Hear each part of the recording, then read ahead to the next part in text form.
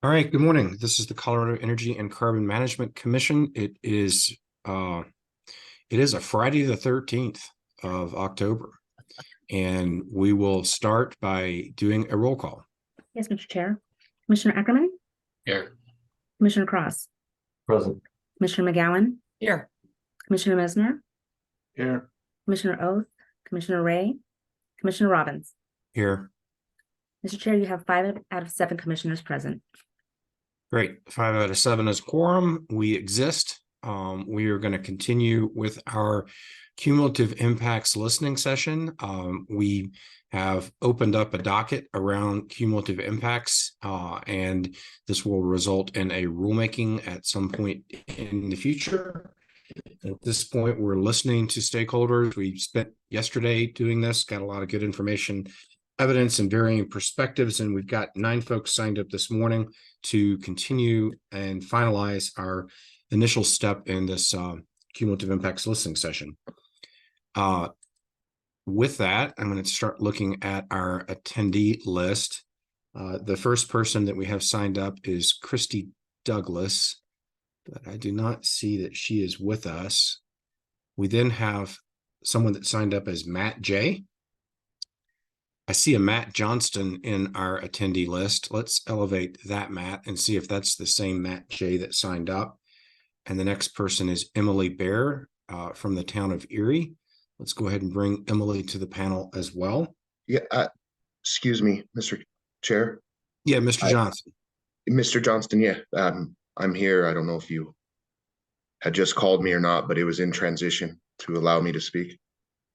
Yeah, you are second on our list, but the first person on our list isn't here yet. So we will recognize you. If you want to tell us who you are and who you're with, and you've got 5 minutes to provide us perspective on cumulative impacts. Yes, give me one moment so it can transition. There we go. Yeah, thank you so much for having me. My name is Matt Johnston. I'm a city council member here in the city of Brighton, and I really thank you all the commissions that are able to hear about our worries and our fears about what's happening with our families here in different municipalities and counties across the state. It's really important to listen, but I need to say it's definitely time to act. And why I say that is, as you know, Brighton, I hope you know that we're the county seat of Adams County, yet sometimes we're thrown to the wayside when it comes to some of these impacts that happen in the ozone non-attainment area. It does devastate a lot of the quality of life and health of my residents and my constituents here. But I have to say, I have a personal issue that happens that always ends up affecting you even more than you ever dreamed it would. And my wife has chronic, horrible asthma. And we're constantly especially the last 5 years, we've been experiencing these impacts of the poor air quality, not just in my home, but the second we walk outside. And the problem is it went from, yes, this asthma is bad, to we have to go to the hospital because she can't breathe. And we are over it. We all understand that SB 19-181, that was the bill that needed to be done. And it was here to protect the public welfare. And it became law 4 years ago. I will say the commission has made some major progress in complying with SB 181, no doubt about it. But the cumulative impact directives that were there, they were made for action, and that action needs to happen now. I'm tired of the suffering that not just my wife, Patricia, feels, but I have fear for my 7-year-old and my 2-year-old. I think people misunderstand the topography of the city of Brighton. Right at the edge of the Eastern Plains, we get hit from one side in Commerce City, from the Suncor. Then we get hit from the other side with gas and oil operations and other industrial operations, pushing that air, and we just sit right in the middle of a real bad air pocket that can not only be detrimental to us, to the people that have chronic conditions, but it can create other chronic conditions for my family and my constituents. And I am not someone that can be considered not friendly to certain industries. I helped to frame Coloradans for Responsible Energy Development, created people, got I have to say the word armies to go out door to door explaining how Colorado will do the right thing when it comes to oil and gas development and other industries to make sure our air quality stays the same. But I have to say, one of the largest sources of pollution is the industries that surround my city, and I can no longer just sit back. So I won't go too much further down this line. I just want to make sure that you understand. I'm really urging the commission to move quickly on initiating the rulemaking to adopt permit conditions that prevent further harm by certain industries, especially the industries that have technology backing them that can make it easier. It just costs money. And I'm not here to care about the profit margins of corporations. I'm here to care about the individuals that are affected by what we do here and what we can do, and that's not being done. So thank you so much for all the time. And I really hope that we can take an urgent action on these things and not just hit the bottom basis of these rules. Thank you so much. Thank you, Councilman Johnston. We do open up each witness for questions. If at times we have questions, does anyone have questions? Commissioner Messner? Thank you, Mr. Chair and Councilman Johnston. I don't have a question for you, but as a former local government official, I just want you to know that I really appreciate local government's perspectives in our rulemakings and our proceedings, and so appreciate you being here this morning. Thank you so much. All right. We next will move to Emily Bear, who I believe is with the town of Erie. Hi, I'm trying to turn on my video. There we go. Good morning, commissioners. My name is Emily Bear, and I serve on the board of trustees for the town of Erie. Thank you for the opportunity to continue commenting on the oil and gas cumulative impact informational docket. I've spoken to this commission many times over the years, sharing my personal impact stories, as well as how challenging it can be for residents who are impacted to step onto these public platforms and advocate for change, often while still experiencing impacts or grieving. I appreciate the opportunity to add my voice to the chorus, asking for meaningful change around cumulative impacts. Today, I want to highlight both what my community is doing on our own to address the impacts of oil and gas development and illustrate how critical requirements are to analyze cumulative impacts, but perhaps equally, if not more important, requirements for addressing cumulative impacts are also needed. In our community, we have used our own resources to install open air monitoring stations. In just 2 years, we have had numerous events where health standards were violated. Knowing that health standards have been violated is one thing, but we need your leadership to ensure we are in a place where these impacts are addressed in advance, or better yet, avoided altogether. From my vantage point, the cumulative impacts plans that operators must submit all seem to be premised on the same assumption. As long as the impact can be minimized, it should be acceptable. The agency responds by placing new conditions and permits addressing impacts such as noise, odor, dust, and lighting, which is great, but it falls short of addressing the full cumulative effects of new oil and gas operations, particularly in population centers and disproportionately impacted communities. Conspicuously absent are operator and commission consideration of setting cumulative impact thresholds, or as Senator Foote said yesterday, setting the ceiling that takes into account whether additional impacts should be permitted at all in a region already beset by excessive impacts. I also want to encourage the commission to consider who is engaged during the development of cumulative impact plans. Yesterday, we heard a representative from COGA say that too much outreach with DI communities is burdensome for those communities. Let's be clear, these populations have historically been left out from consideration and have in fact been volunteered to suffer. The burden that has been leveled on them for generations and needs to be corrected comes from cumulative impacts and unprotective policies, not outreach. Outreach efforts with the impacted public should result in meaningful implementation in the rules. The commission should look for ways to elevate the voices and lived experience of the impacted public. I implore you to meet them with curiosity, concern, and compassion. Another important tool that should be part of the new regulations is to require collaboration with local governments that must live with impacts of oil and gas production every day.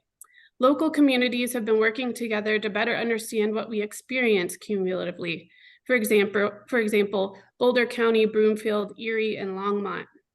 I encourage the ECMC to partner with local governments and regulatory agencies to benefit from their knowledge and expertise.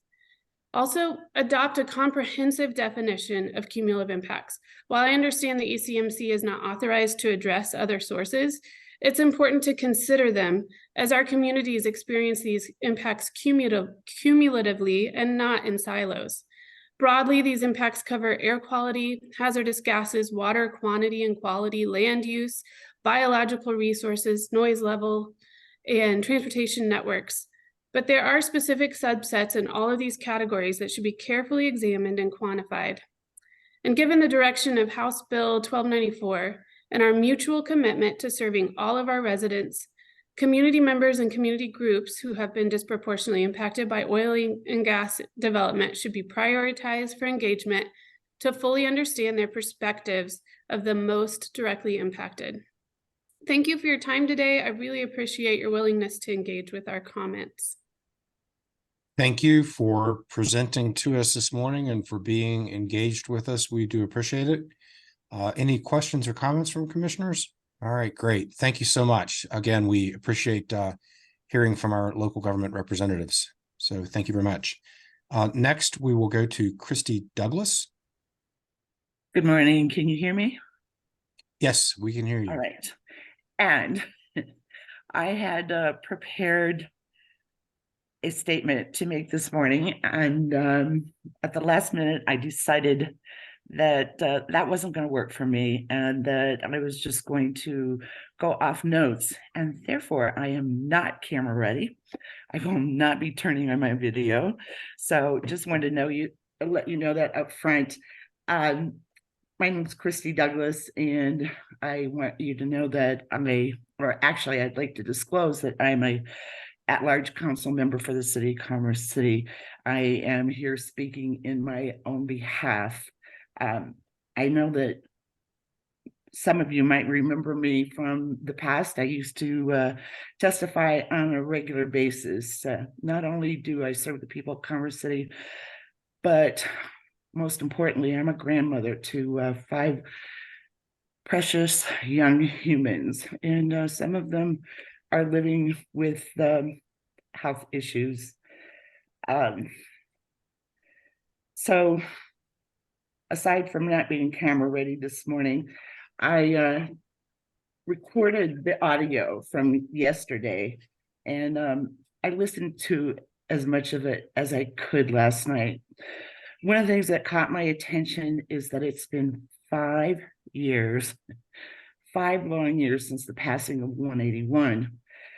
And somehow we've managed to kick this cumulative impact rulemaking down the road, and we've avoided the most pressing issue of all, and that's cumulative impacts. I really feel that that rulemaking should have been done first. And so because of that, we've managed to not comply with the requirements of 181. I can tell you that we don't need studies or data to know cumulative impacts. The evidence is in the fact that we're facing a climate crisis, and somehow we managed to deny that. And that's because it's an accumulation of what we're all doing because of this culture that we live in that's totally dependent on oil and gas, crude and methane, as I'd like to call it. In Commerce City, you know the impacts that we face. We're just downwind of Weld, and all we have to do is look outside or talk to our neighbors to know what those impacts are.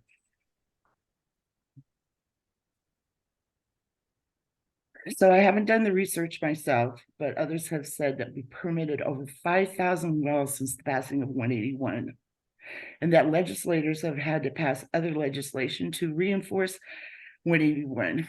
To me, that is absolutely insane. I went to the Energy and Environment Symposium in Greeley last week. And the crude and methane folks said that most of our production here in Colorado is for export. For export, not for our own needs. So I wonder why we should have to sacrifice our health and our kids' futures for their exorbitant profits. And that's what it's all about. That's why they've made us dependent on this industry. So I've been waiting for the rulemaking on cumulative impacts for a really long time. And although I don't expect anything substantive to come from your agency, I'm still hoping for the best. As you can tell, I'm always nervous coming before your agency. You have so much power, and I just wish that you would see the forest for the trees to see what's happening. Yesterday, one of the people that I did manage to hear before I had to leave was Jan Rose, and she had it right. She had it right. We need to give the ability of the local communities to deny future permitting. And I would hope that you would put the strictest rules for going forward, so that you would look at cumulative impacts as a whole and not just what it's doing in one site, because air and water knows no boundaries. And we have to quit continuing to poison ourselves. We got to start saving ourselves from ourselves. I hope you take my words to heart. Thank you for listening to me. Thank you for allowing me to speak my truth. And I apologize for getting nervous. I don't know why I get nervous in front of y'all, but I guess it's because I know that you have so much power over our lives. So take that into consideration, and thank you for giving me your time this morning. Thank you very much. We appreciate you presenting to us, and apologies that you get nervous around us. We're just human beings, and we really are trying to do our best for the state of Colorado. So with that, does anyone have questions? I wish that was true. Commissioner Ackerman? Thank you, Mr. Chair. No questions. Just wanted to commend Ms. Douglas for coming before us when it does make her nervous to do so. I really believe it's very important that we hear individual opinions that aren't necessarily representative of groups officially. So thank you, Ms. Douglas, for being here despite your nervousness. That's all right. I don't know why this happens to me, but I want you to know that I serve the citizens of my city.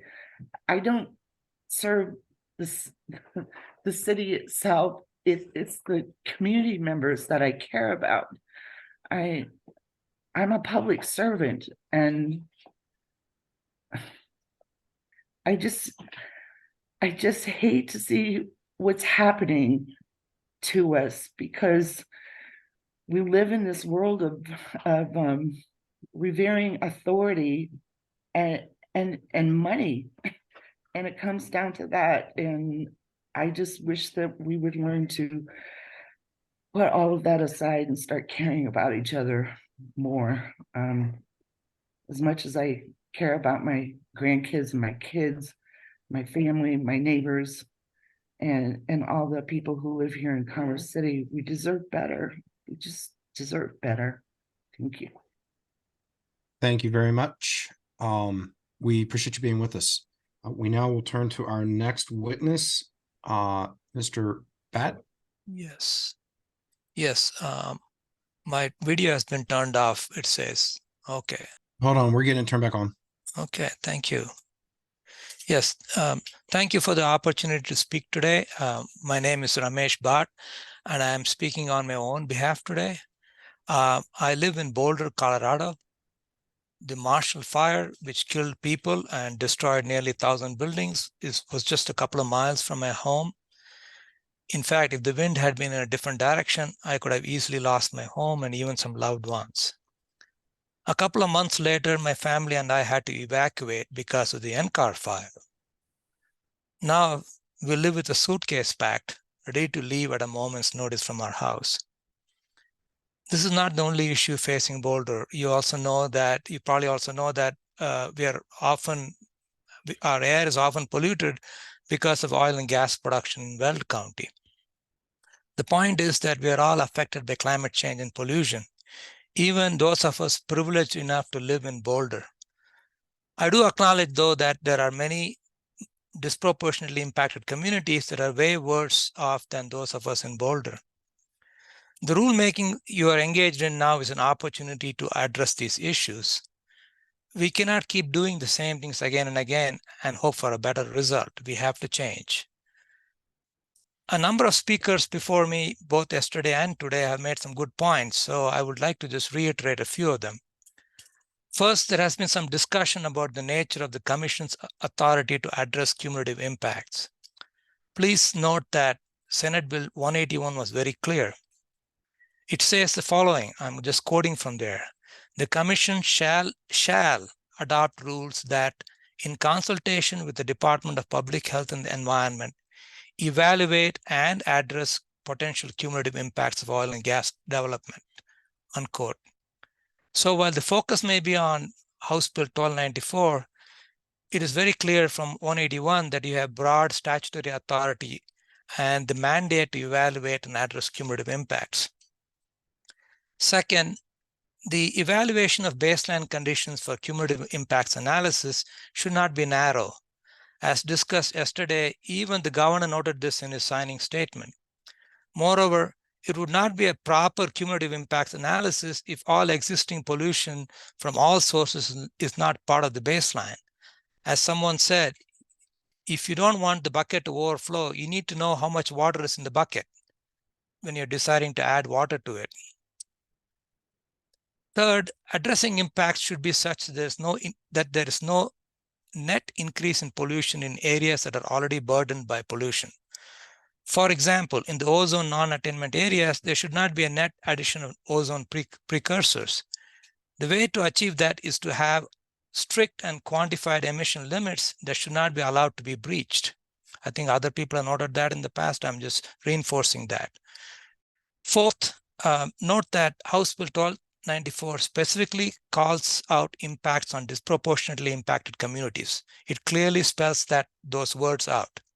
You would be contradicting the law if you only evaluated and addressed impacts on some subset of these communities as requested by industry.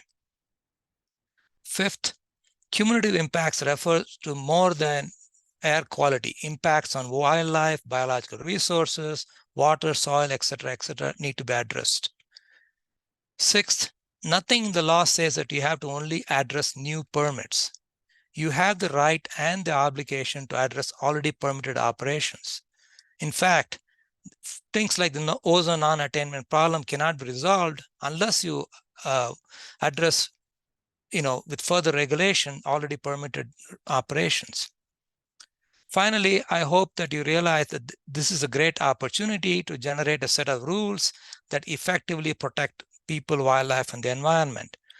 I hope that these rules are straightforward, have clear emission limits and criteria for denying permits, and have built-in mechanisms for effective enforcement. Thank you. Thank you for being with us and providing us those points. We appreciate it. Are there questions? Very good. I see no questions. We again thank you for bringing to our attention your points. We now will recognize Attorney Matt Sura on behalf of Larimer County. Thank you. Good morning. May I share my screen? Yeah, give us a second, Mr. Sura. We need to drop the timer. Great. Can you see that?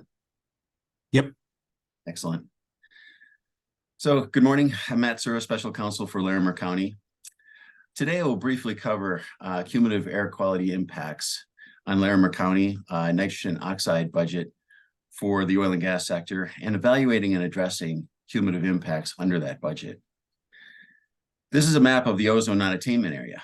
Southern Larimer County and Fort Collins in particular has some of the highest ozone readings in the state.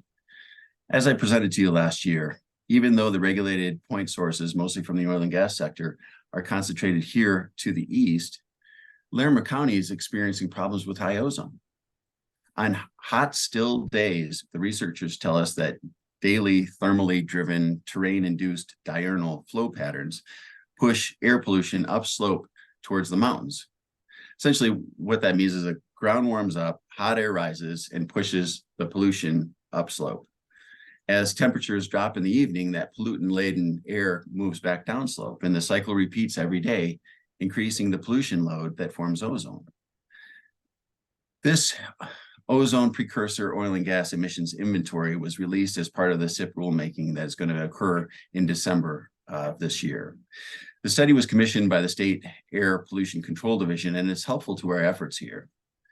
From 2017 to estimated 2026, nitrogen oxides in the non-attainment area from the oil and gas development, including midstream, is anticipated to increase by 28%. 2017 to 2026 to increase by 28%.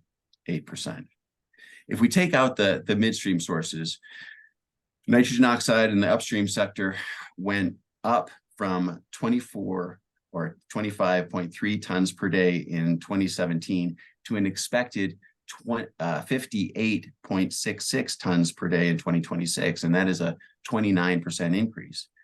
You can see from this graph that oil and gas emissions from production sources are the largest source of that increase. But wait, Governor Polis asked us, the state, ECMC, and Air Pollution Control Division to decrease NOx emissions from the upstream sector by 30% of the 2017 baseline by 2025. That would require the upstream oil and gas sector getting down to 31.71 tons per day. That is our budget. That is the amount of work we have to do in a short amount of time. The largest sources of upstream NOx emissions in 2026 are anticipated to be well pad internal combustion engines, 37%, hydraulic fracturing engines at 29%, process heaters, 19%, and drilling rigs at 12%. I am sharing this information to motivate us to bold action. I think this demonstrates just how far we have to go. Evaluating and addressing cumulative impacts requires, first, good data collection that is reviewed for accuracy, possibly by the Air Pollution Control Division. Second, measure a proposal against an emissions budget. And third, use that information to inform your decision-making. The Commission can use its considerable authority to only permit additional drilling and fracturing if it occurs outside the peak ozone season, or requiring the use of grid-powered drilling and hydraulic fracturing. And importantly, we need to find ways to have operators offset their pre-production and production emissions, because that's the biggest source, likely by electrifying existing well pads. If we are to implement a budget, we do have to grapple with the concept of a reasonably foreseeable actions. Permits already approved have to be considered when approving additional permits. David Neslin warned that reasonably foreseeable future actions was a source of a lot of litigation. And then, perhaps to emphasize his point, he stated that an approved CAP or OGDP approved was not a reasonably foreseeable future action, but was speculative. Now, I disagree with Dave on that, but it does raise the point that we need to define that term. NEPA regulations define the term poorly, and we can and must do much better. Past court decisions can offer guidance as to how we can better define the term to avoid conflict. With the few seconds remaining, I wanted to address a question from Commissioner Ackerman about addressable impacts that I may have misunderstood and didn't properly answer. Addressable impacts are those under your purview. Addressable impacts are those issues you can control. And as we talked about, those issues are growing in number to include things like carbon sequestration and oil and gas, of course. But in evaluating cumulative impacts, you have to look outside of those boxes at all other impacts that are already affecting the resource, as Ramesh Bhatt just said. Those existing conditions and reasonably foreseeable actions should inform your decision-making. Thank you. Thank you. Mr. Zura, appreciate you being with us once again. Questions? Commissioner Messner? Thank you, Mr. Chair. Thank you, Mr. Sura, for providing the testimony and information. I think those are good examples. I did want to talk just a little bit, though, about something that you didn't mention, and that's the consultation or the coordination between ECMC and CDPHE in permitting processes, and what that, in your opinion, what that currently looks like or how it's working right now, and any suggestions that you might have on ways that you envision as we start to look at tools for evaluating and addressing cumulative impacts, that coordination or consultation between ECMC and CDPHE in our permitting processes may be improved. Yeah, thank you for the question. Did go into that a little bit in our written comments. So we've had CDPHE consultation since before the emission change rulemaking. And at that time, back before 2019, it was required if a local government requested it. And at that time, there was a list that was created of best management practices that the CDPHE liaison, Kent Custer at the time, would go through with operators one by one, line by line, best management practice by best management practice, and try to see if he could convince them to voluntarily take on some of those issues, incorporate them into their proposal. That was before 2019, and we've had Senate Bill 181 since then, and we're still doing exactly the same thing.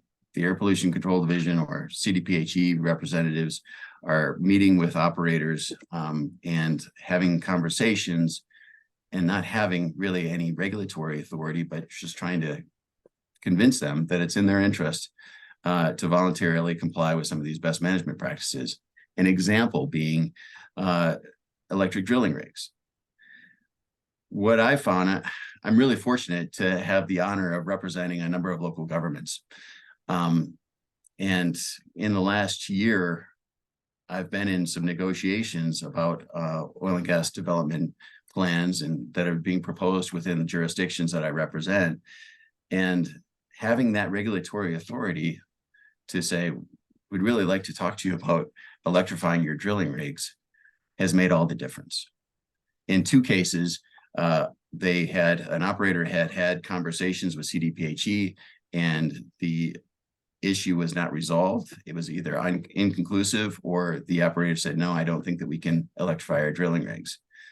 But coming to them as the local government, they were willing to look into the issue, find out that yes, they could find an electrical outlet for at least the drilling, not the hydraulic fracturing, but for drilling.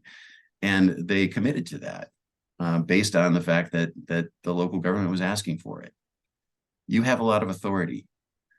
The oil and gas industry has great capabilities to meet these requirements. The electric sector, the utility sector, is made up of the same type of engineers that love to solve problems. They hate to say no. They hate to say we can't. They want to find a way to get this work done. And so, that's one of the big things that we need to do over the next year is electrify the oil and gas sector. Make sure that all the production pads and all of those engines that are creating most of the nitrogen oxides are electrified and stop polluting. I hope I answered your question. I went a little longer than you asked for. No, that's okay. I mean, you swayed a little bit from the question because I hear what you're saying, because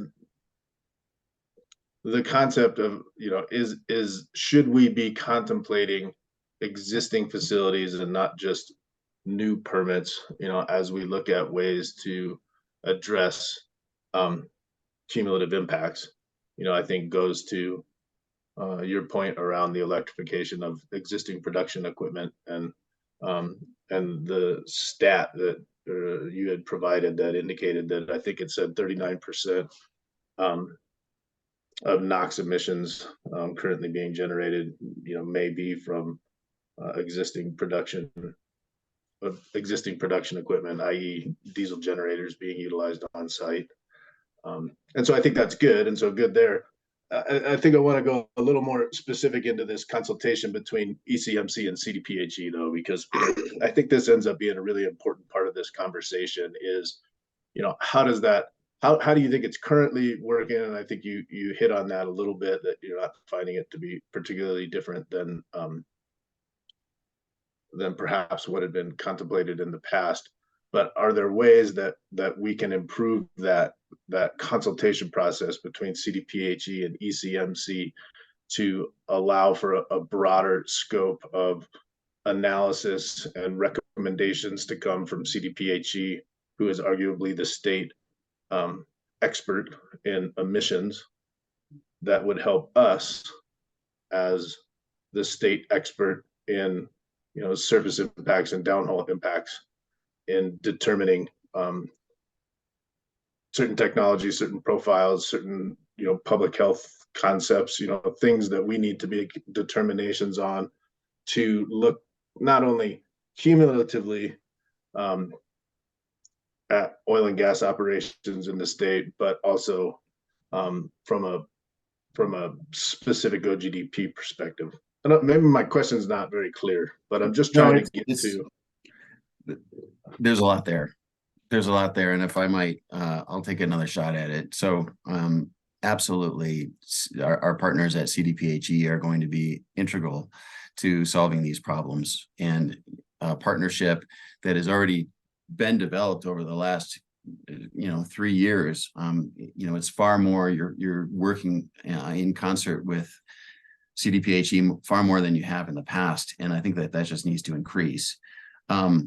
It starts from, and every aspect of this problem is going to be, you're going to have to be walking hand in hand with the Air Pollution Control Division, because they've got the information, as you mentioned. They have, the budget, emissions budget, as I just indicated. Those are numbers that have come from their work. They will be able to hopefully look at, so they create, a budget.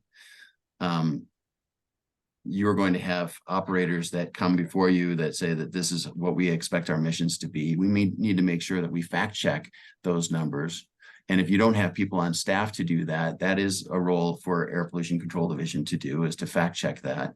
And then Air Pollution Control Division is collecting information from the industry after those, developments have been established. And, at that point, you're going to know whether or not those emission budgets or what they anticipated was actually what was, the emission that was produced.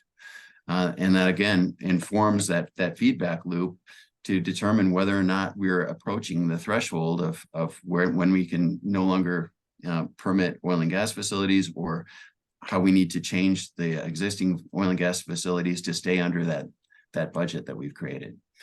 So the reason I came up with the story of, why the local governments, have some authority, and that has made a change in our ability to get things like electric drill rigs, is because, if we were to give Air Pollution Control Division more authority, similar to some of the authority that we right now recognize for CPW, CPW puts forward some recommendations, and they're typically adopted into conditions of approval.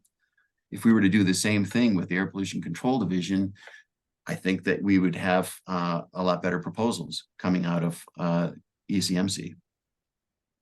Great, thank you for your comments. Thanks for the question. Commissioner Cross. Thank you, Mr. Chair, and thank you, Mr. Sura, for your comments today. I was hoping to get a little bit of clarification, and it's something that we spoke about yesterday as well. But admittedly, it's one of the things that I'm toying with internally, and that's your comments that we can only regulate things that we can address, those that we have control over. but we have to evaluate things beyond what we can address. And what I really want to understand is what kind of framework you see around that evaluation of things outside our scope of regulatory authority. And I can kind of preface that question with what guardrails do you see? Because one of the concerns I have is, are we going to see people saying, well, you evaluated this, you didn't evaluate it enough. So what level of evaluation is enough? What topics do we have to evaluate? If somebody comes up with a HAP that we didn't evaluate, does that create a problem in what we did with it? I'm kind of curious what you see in terms of, as you say, you have to evaluate some of these issues that we don't have authority over. What stopgaps are that to say, all right, we've evaluated what we need to evaluate, what we should evaluate? So setting those limits, is something that we have to have a discussion about clearly. And, setting threshold limits is something that we're going to be doing, hopefully through this rulemaking or, subsequent work that is directed by the rulemaking. And at that point, we are going to be setting out, where we think these sources are coming from and what needs to be evaluated on a project by project basis. But the thresholds themselves are going to include or contemplate, other sources outside of your purview. A good example is, ozone. We've got nitrogen oxides that are coming from our tailpipes. And if we were to all of a sudden, all get Teslas, wouldn't that be great? So we're all driving around Teslas, and suddenly, that is going to change the emissions budget for the oil and gas sector potentially. If we don't look at that information and just keeping ourselves in a silo, we won't be able to make informed decisions. So in terms of what is required of an operator in whether it's existing conditions, air quality and HAPs, as you mentioned, is something that you're just taking a measurement for. And, you'll have an existing condition as to how much, say, benzene is in the air, and you'll know, how much you can afford essentially to be able to increase that benzene limit. Benzene is a rather poor example because we don't want any benzene in our air, but that you understand the position. Knowing where that benzene is coming from maybe isn't as important as just knowing that it exists as an existing condition. Again, we need to be able to define what reasonably foreseeable development means to a place where we're not going to have fights about it. Nobody wants to have, any of this end up in litigation. Our job is to make sure that these rules are very crystal clear and we know exactly what operators need to evaluate when they come before you with a new proposal. And so I guess to build on a little bit, are you foreseeing a list of what the impacts are? So we're going to look at BTEX from industries A, B, and C. We're going to look at water from industries A, B, and C. We're going to look at traffic patterns. We're going to look at, do you foresee a list of the kind of things that we're going to be looking at beyond oil and gas operations? Do you foresee that being a fluid list, a set list in regulation? This is kind of where I'm, I don't want to say hesitant, but where I'm curious as to how we can implement something like this if it's something so open as you have to evaluate everything else. It's just evaluating existing conditions. To take another example, if you were looking at putting oil and gas facility in the middle of a high priority habitat, or that was being proposed, if you don't look at that existing conditions in that high priority habitat to determine whether or not, it's actually functional in providing good habitat, then you will have really not done a disservice to the oil and gas industry, the high priority habitat, and the citizens of Colorado. I mean, if there's high priority habitat that is crisscrossed with a bunch of off-road vehicle routes and is constantly being used that way, it's probably not great habitat. And in fact, that might be a better location for an oil and gas facility than something that is, useful habitat. On the other hand, if it only has, a couple, there's only a little bit of fragmentation in that high priority habitat and it's still functional, you may want to think twice by putting something else in that area that will further disturb wildlife. This is something that Commissioner Ackerman knows far more about than I do, but you can't just silo, this is the one impact that we're considering, because the oil and gas impact is coming into an area that already is impacted, whether that is near a neighborhood, in high priority habitat, near wetlands. These are all issues that we need to consider. So just evaluating existing conditions doesn't give you a list of what you need to, or what industries you need to look at. I think it depends on the resource that you're trying to protect. If it's air quality, you're going to look at air emission sources in the area. If it's water quality, you're going to look at what is the current water quality. If it's already contaminated, what is it contaminated by? And maybe that's something that could be addressed, to avoid further contamination. So you foresee it more on a case-by-case basis, what we're looking at. In the DJ, we might be looking at ozone issues, but in the southeast part of the state, we may be looking at water issues, and other areas we might be looking at habitat. So more of a case-by-case basis, as opposed to we're going to look at everything on every application. Absolutely. I mean, that's the power of the maps that we have. If you're not near a disproportionately impacted community, that's not an issue. If you're not near wetlands, we already allow for operators not to concern themselves with, regulations that would prevent, harm to a wetlands. If it doesn't apply, it doesn't apply, but there's going to be a lot of things that do, and there may be no impact whatsoever that is anticipated.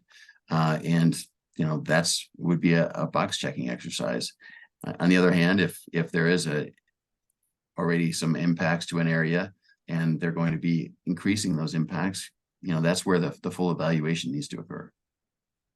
Okay, thank you. Thank you, Mr. Sir, for answering our questions. We appreciate it. Thanks for the opportunity. Appreciate it. All right. I believe we have two more people to speak.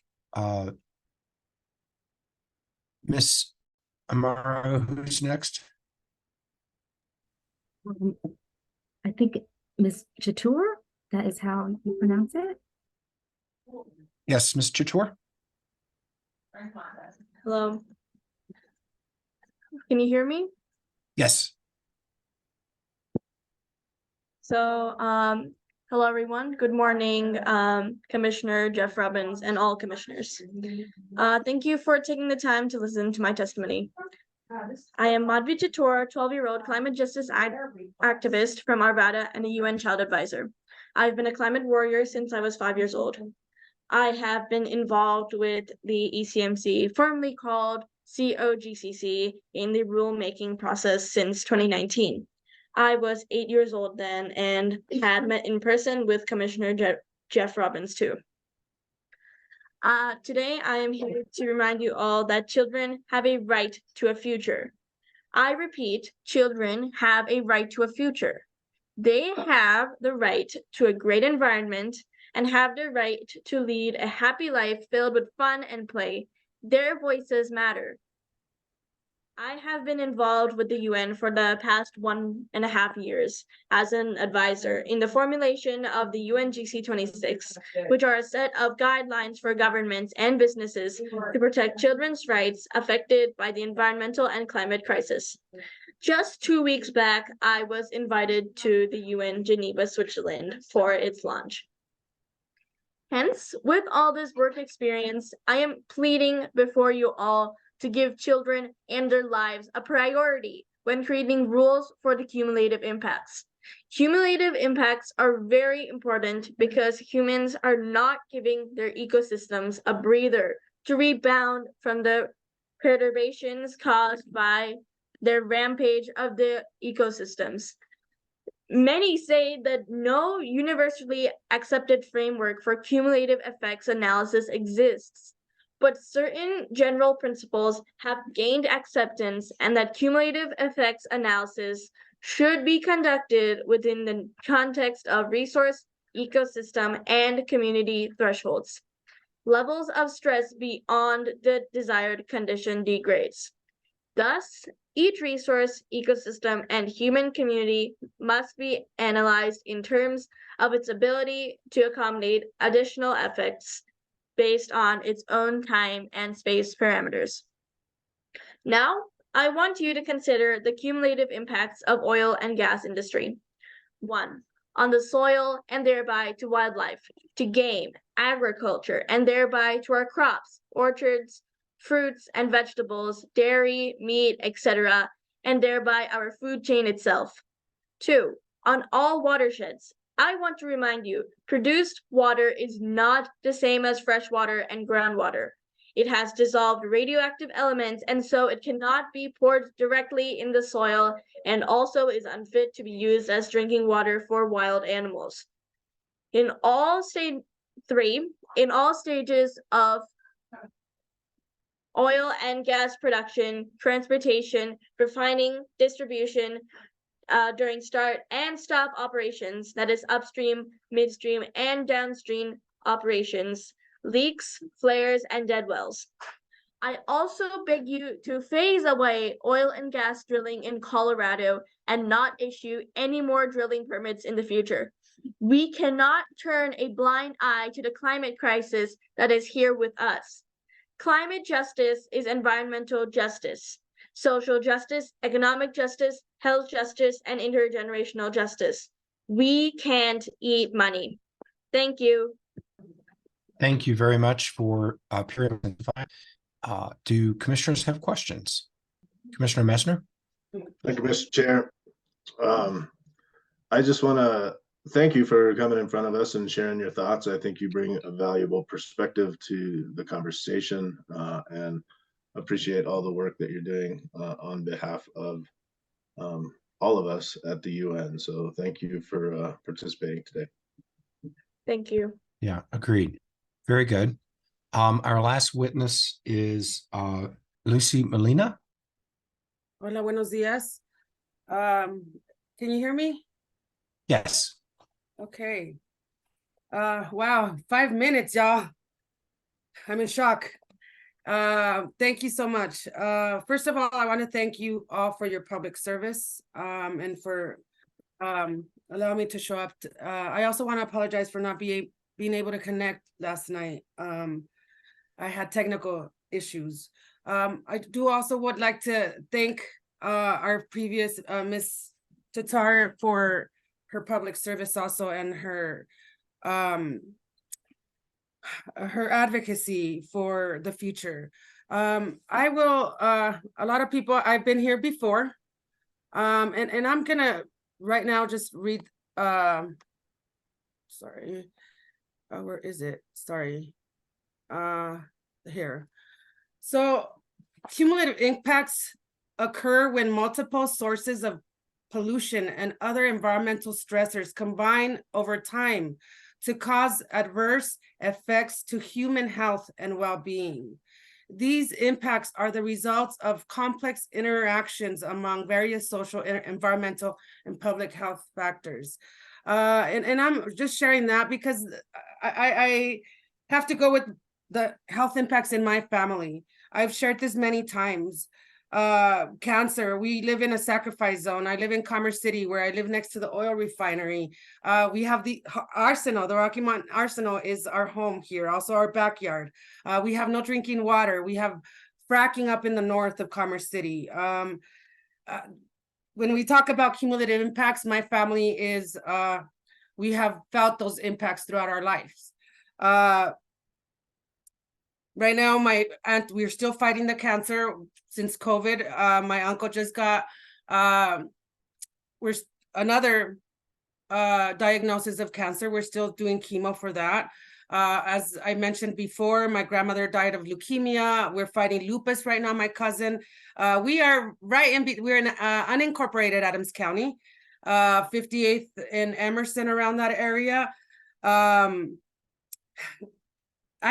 asking myself, when are we going to be taken seriously as humans, as community, right? I have showed up many times to these spaces to beg for justice. As our previous speaker mentioned, this is a climate crisis. We are in a climate urgency, and with just having to show up here years after year with the same, begging for the same justice, it's kind of disheartening for me and my community that not much has been done yet, and we're still back to the table.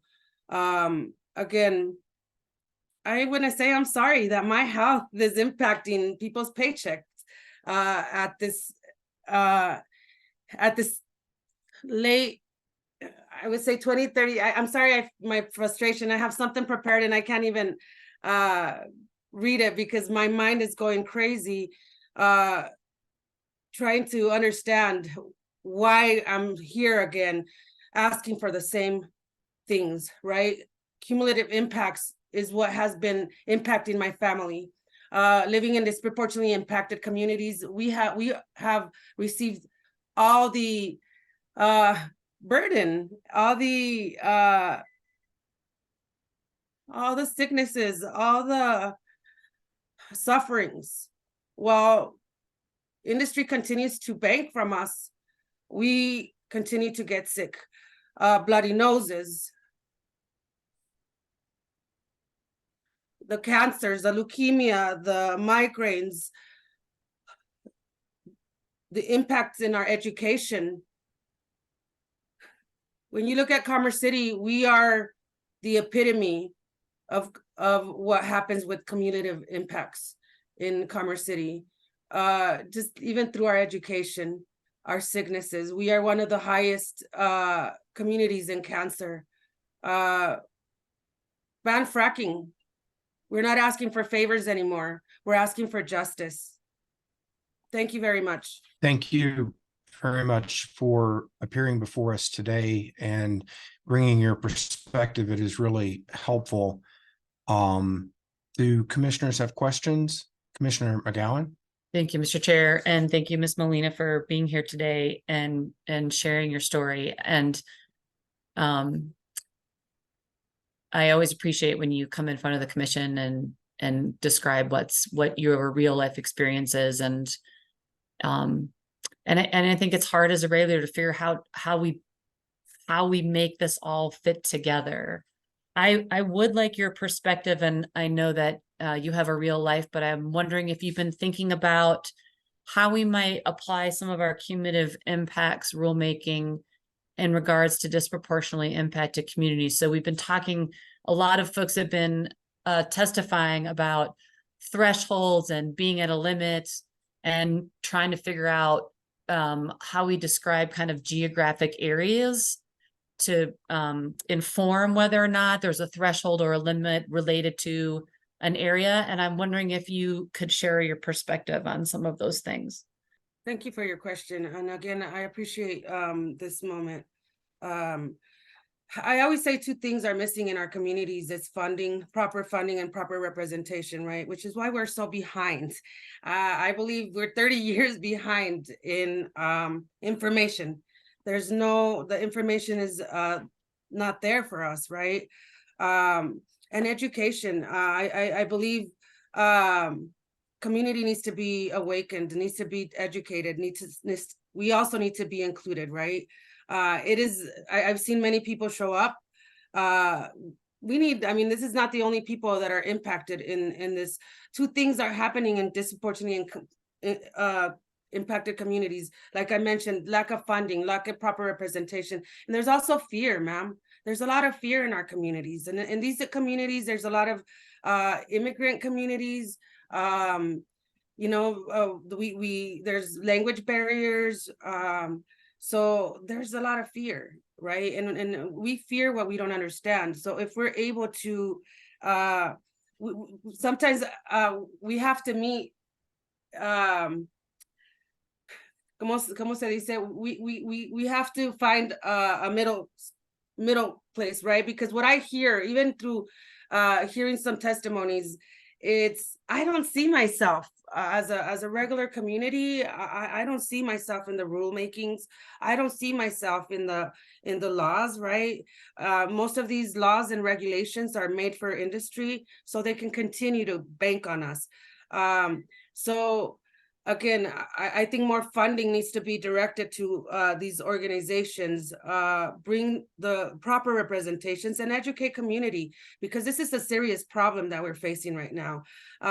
Climate justice, environmental justice is climate justice. When I think of 2030 and 2050, and when I see these meetings and I'm here, and this is why I'm here, that it takes a whole nother survival, puts me in a survival mode, right? As a human being, as a mother. And I think of Miss Satara, I think of my children. What kind of future are we leaving for them, right? I really think government or CDPHE or any of these agencies, money shouldn't be a problem at all. We should be like investing into the future, into transitioning into more, they spoke about electrification, about solar. These options are not affordable to communities that have these entities here, right? And if they're, again, ban fracking, that is destroying our planet, period. I mean, it's not worth the destruction of our lives. So, I mean, these are just some of the things I have continually asked for, right? To be able to represent my community. I do thank CDPHE and some of the organizations that have helped even up to since the first moment I met you all, Mr. Jeff Robbins. I was chasing you for years. I might remember that. And I'm here again. And I'm not saying I don't want to be here. I don't should be here. I wish I would have been here a long, long time ago and helped then. But I hope some of these things help. There's a lot more, and definitely I could reach out to you and with more message of a community that is scared to show up. And some of them don't know how to use Zoom, right? I always say, if we can't come to you, you need to come to us. If, you know, we had CDOT here at Bison Ridge and at Eagle Point, at our rec center, the libraries. I invite you to our communities, which is Greeley, Pueblo. Some of these communities are getting impacted. Come to us if we can't come to you, and hear us. Thank you. Ms. Molina, I really appreciate that. And I want you to know, and I appreciate you being here with us, that, you know, we opened this docket to initially sort of canvass the issues around cumulative impacts. And the EJ and DI community issues are very important. And I do want to take you up. I think our commission wants to take you up to come to your community. And so we really appreciate you being with us. And if it's okay, I'd like to reach out to you individually so that you and I can structure an approach that you think would be effective for the commission to be able to come to the community and reach out to folks at a town hall or something like that. So I'm going to be ringing you up if that's okay. I would be happy to. Thank you very much. That means a lot to me, Jeff. Mr. Robbins, muchas gracias. Yeah, absolutely. Commissioner Cross, I see you raised your hand. Thank you, Mr. Chair, and thank you, Ms. Molina, for your comments. And I was going to echo exactly what Chair Robbins said there. Is like, I would like to see us as a commission come out and see you. One follow-up question I had is, you mentioned many in your community fear what you don't understand. And so I was wondering if, beyond speaking with your community about concerns, both related to the rulemakings that we're undertaking, would it be helpful to also just understand what we as a commission do, what we as a commission look at? Is your community looking more for that, or is your community looking more for how does oil and gas work?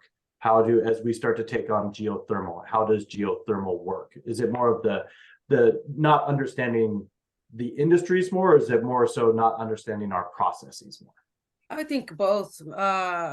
Commissioner, thank you for your question. I would say both, and I've mentioned this many times. I always speak when bringing it down a notch, right, to community language. That's when I mean when we fear what we don't understand. I say, like, for example, sometimes we receive paperwork and the language that is sent in some of these documents or flyers that they sent us is language that is not, you know, for this community. Let's just say we don't speak oil and gas. We don't speak government language sometimes, right? And I always mention to lawmakers, even when we want to explain a law, like, can you explain it to a third grader? That is how I always say that even if the people, like the young lady that just testified, right? I mean, she gets it, right? She understands it. We need to have I guess language justice, proper language justice, and bringing awareness to the community. And definitely, yes, we need to know who you are. Why is there no trust in government and these agencies? Because we don't know who you are. I mean, if I know Mr. Robbins, because I chased him down for all these like years ago when the fracking things were going on, right? Like, I didn't know who he was in the beginning, right? I didn't know what the department was. I actually went and introduced myself. I went to look for where do I go to help my people? And they told me this was a gentleman I had to speak with and go from there, right? So yes, it would be important to know what is your role here? How can you help us, right? As public servants, what is your role to help community, right? We are, what we see here is like, oh, this is our organization, you know, they're the ones that give the permits to allow the people to kill us, these industries to kill us. So there's a lot of clarification that y'all need to make into community, right? Perhaps you are not the same people that did some of these laws and or rules in the past, but you are the people that are here right now. I've learned one thing through my soup is that maybe we didn't create the mess, but we're owning it. And you need to own the mess that has been created by this you know, chaos that we are now facing. And I appreciate, you know, even me being allowed to share my voice in this and my thoughts. But definitely we need to know what is your role here as commissioners? What is how do we get included, right? How does it help me being here as a community? Because people are like, nah, you know what, they don't even hear me, right? I'm living proof right now that you are listening. I've been showing up constantly for years after years. Laws have been changed. Things have gone, some things in favor of community, but there's still a lot of work. So definitely, the fear that we are definitely is that we don't know. We don't know how we got here, and we don't know, are we gonna survive? Are we gonna make it? So those are the types of fears. And if you're able to, I mean, I know we don't have all the answers, but you know what? Community is ready. And then I don't think right now with 2030 and 2050 right around the corner, honestly, I really, we can't take any chances. And it is pretty cool and dope to be one of the leading states in the nation. Okay, let's keep being that example for the nation. Let's be that example for the nation that we can protect community in the future. So thank you, Commissioner. Yeah, I appreciate that. And I'll just say, I know that there was some comments about some of the funding that came with HB 23-1294 over the last couple of days. And I think that that's exactly what one of the funding aspects was for, is to make sure that we can hire translators and come and speak with communities like yours, so we can do that outreach and help that process. Thank you so much. There's going to be a point, like, even us as civilians, we also, and I ask the public also, we need to take responsibility and do our civic duty. Right now, it's everybody against time. Thanks. Thank you. Thank you so much. Again, we really appreciate you being there, and I'm going to track you down and we'll have some further discussions. I will be looking forward to it, Mr. Robbins. Right. Thank you all for your public service. God bless you all. All right. Okay, that is our last witness that both signed up and showed up. There were a few others that signed up, but they've not made it into our hearing. And so I believe that with that, we have concluded the informational portion of listening to witnesses that signed up. And we want to thank everybody over the last day and a half for bringing their thoughts to us. We've got a lot of good notes from this. As I mentioned yesterday, I think next steps is we're going to ask our staff to provide some perspective on what they've heard, and then commissioners will discuss amongst themselves some initial direction to be thought about in terms of putting forth rules and a straw dog for us in terms of next steps around cumulative impacts rulemaking. So with that, unless there's anything further, I think we're just looking for a motion to adjourn the meeting for the morning. So Second. Thank you very much. Motion and a second to adjourn. All those in favor signify by saying aye. Aye. Aye. Any opposed?